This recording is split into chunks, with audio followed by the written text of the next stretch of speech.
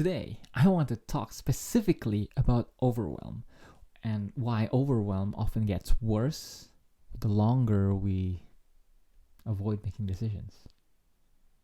Hi, I'm Reynaldo Gunawan. I'm an engineer and I'm a licensed neuroencoding specialist focusing on burnout. I'm pre-recording this right now. I cannot be live for you today. I apologize for that. And that doesn't stop me of wanting to deliver this very important message to you. This is my very first learning of my focused, intensive personal development.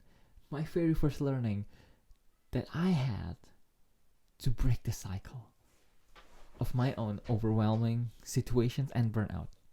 So, let's get into it. Let's not waste any more time. Are you ready? I'm ready. Are you ready?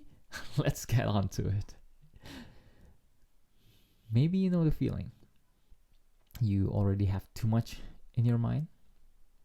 Too many things to do. Too many things to think about. Too many things you need to decide. And because it already feels like too much, you stop deciding. You postpone. You wait. You freeze a little. And I understand that because when we feel overwhelmed, our mind wants relief. But here's the problem. Even when we stop making decisions, time does not stop. Time keeps moving. And as time moves, life keeps giving us more inputs, more messages, more tasks, more responsibilities, more choices. So now, it's only the decisions from today that... it's not only the decision from today that haunts us, but also the one from yesterday, from the week before that, and the little things you thought that you would do later. And that is how overwhelm grows. Not because life is impossible. It seems like it, isn't it?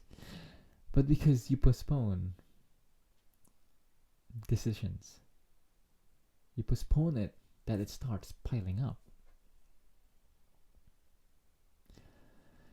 And this is where many of us get stuck. We look at that pile of postponed decisions and think, there's too much, I don't even know where to start. So we do nothing. And doing nothing feels way easier for the moment. But, it quietly makes everything heavier. And I've seen this in myself too. The reason I talk to you like this is because the moment the mind is so full that even a small action can start to feel so big. You know what I'm talking about. That email. One simple email. One simple chores. One simple reply. And the more we avoid, the more blocked everything feels. And I love this analogy, by the way. I'm gonna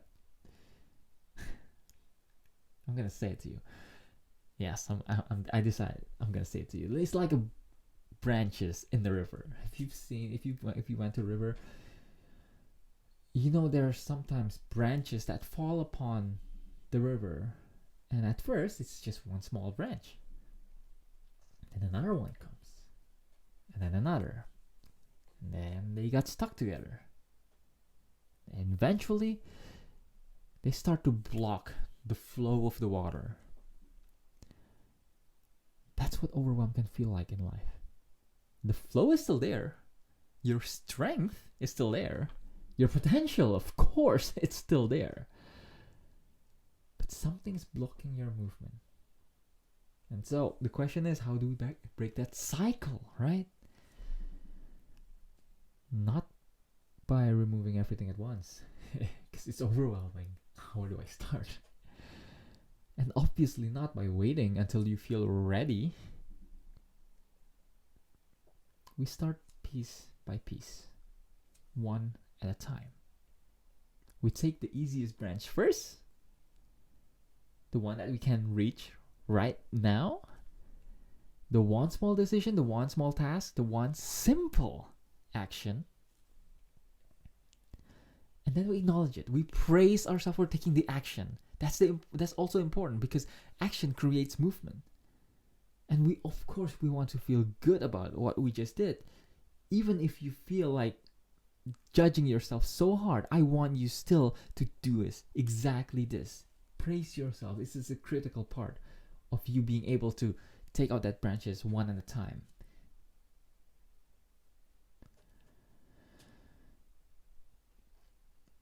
And because if we do that, we can take the next branch. That's what's key about it. If we praise ourselves, it's easier for us to take the next one, and then the next one, and slowly, before you even know it, the flow starts coming back.